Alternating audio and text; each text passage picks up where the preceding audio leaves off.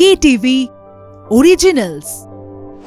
নমস্কার, দেখছেন Kolkata TV. Kolkata TV ডিজিটালে আপনাদেরকে স্বাগত জানাই। আমি অভিক্রচির সঙ্গে প্রত্যেক দিনের মতোই শুরু করছি আজকের জেলার বুলেটিন। বাংলায় উপনির্বাচনে প্রার্থী তালিকা ঘোষণা করল বিজেপি। প্রাক্তন তৃণমূল বিধায়ক তাপস রায়ের ছেড়ে যাওয়ায় বিধানসভা কেন্দ্রে উপনির্বাচন হবে লোকসভা ভোটের সঙ্গেই।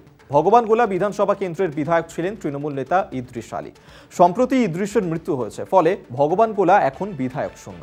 ওই দুই কেন্দ্রের প্রার্থীর নাম ঘোষণা করল বিজেপি। ভগবানগোলায় উপনির্বাচন হবে তৃতীয় দফায় অর্থাৎ 7ই মে। বরানগর বিধানসভা কেন্দ্রের উপনির্বাচন হবে 7ম দফায় অর্থাৎ 1 জুন।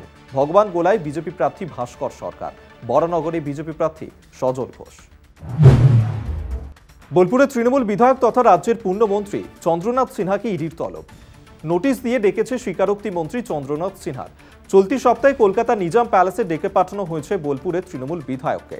দিন কয়েক আগেই বোলপুরের তৃণমূল বিধায়ক তথা রাজ্যের মন্ত্রী চন্দ্রনাথ সিনহার বাড়িতে ইডি তদন্তকারী আধিকারিক 14 ঘন্টা ধরে অভিযান চালায়। ইডি সূত্রে জানা যায়, বাড়ি থেকে নগদ 41 লক্ষ টাকা উদ্ধার হয়। পাশাপাশি শিক্ষক নিয়োগ সংক্রান্ত বিষয় নিয়েও বেশ কিছু নথি উদ্ধার হয়। এছাড়াও মোবাইল ফোন বাজেয়াপ্ত করা হয়েছে।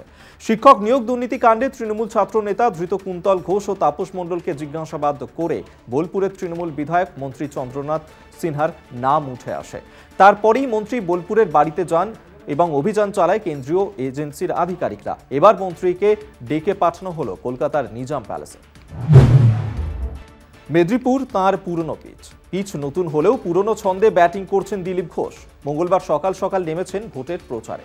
এদিন সকালে দুর্গাপুরে প্রাতঃভ্রমণ সেরে কর্মীদের সাথে দেওয়াল লেখন করেন দিলীপ ঘোষ। তারপর সেখানে চায় পে চর্চা সেরে বর্ধমানে আসেন। বর্ধমানের নবঘাট এলাকার 108 শিব মন্দিরে নেতা কর্মীদেরকে সঙ্গে নিয়ে পুজো দেন দিলীপ ঘোষ। যেহেতু আজ বর্ধমানে হোলি উৎসব পালন করা হয়, সেই উপলক্ষে বর্ধমানের 108 শিব মন্দিরে কর্মী সমর্থকদের নিয়ে পুজো দিলেন বর্ধমান দুর্গাপুর লোকসভা কেন্দ্রের বিজেপি প্রার্থী দিলীপ ঘোষ। শহরের কয়েকটি জায়গায় নেতা কর্মীদের সাথে হোলি উৎসব পালন করলেন দিলীপ ঘোষ। দিলীপ ঘোষ বলেছেন, মেদিনীপুর তো পিচ আমার তৈরি করেছি, কোনো প্রশ্নই ছিল না। এখানে পিচ জারি হোক, টিম জারি হোক, ব্যাটসম্যান আমি আছি। এরপর যে খবরে নজর রাখবো, দোল পূর্ণিমায় দোল খেলে না বর্ধমান শহর। পূর্ণিমার পর দিন দোল খেলা হয় এখানে। এর নেপথ্যে রয়েছে রাজা মহতাব চাঁদের একটু অন্যরকম ভাবনা। বর্ধমানের দোলের দিন প্রচারে নামলেন দুর্গাপুর বর্ধমান কেন্দ্রের তৃণমূল প্রার্থী কীর্তি আজাদ। তার বিপরীতে দাঁড়িয়েছেন বিজেপি নেতা দিলীপ ঘোষ। বিজেপি প্রার্থী দিলীপ ঘোষের সঙ্গে এই নিয়েই কীর্তি আজাদ তিনি বলেন যে, আমি 3 বারের সাংসদ, এখানে এলে তৃণমূলের সমর্থকরা ওনাকে শূন্যতেই আউট করবেন। আমি বিশ্বাসী এখানকার মানুষের কাছ থেকে অনেক ভালোবাসা পাব। আমি লক্ষ্মী এসেছি কাকিমা, বৌদি বাড়িতে আছেন। লক্ষ্মীর ভাণ্ডার হাতে রাজ্য সরকারের নানান প্রকল্প নিয়ে শাড়ি পরে এলাকার বাড়িতে বাড়িতে পৌঁছে যাচ্ছেন ঘাটাল পুরসভার 14 নম্বর ওয়ার্ডের কোন্নগর এলাকার লক্ষ্মীকান্ত কর্মকার। সঙ্গে রয়েছেন এলাকার মহিলা তৃণমূলের কর্মীরা। ছেলে হলেও মেয়ের সাজে দেবের হয়ে প্রচারে ঝড় তুলল ঘাটালে। ছেলে হয়ে কেন মেয়ের সাজ?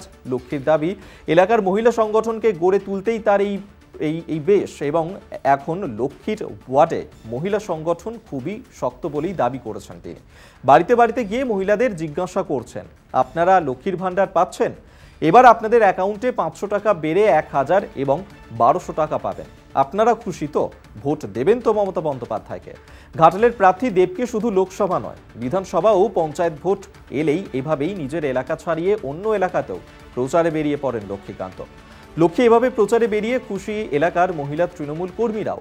ছেলে হয়ে মেয়ের পোশাকে দেবের সমর্থনে প্রচারে যে ঝড় তুলছে তা বলাই বাহুল্য।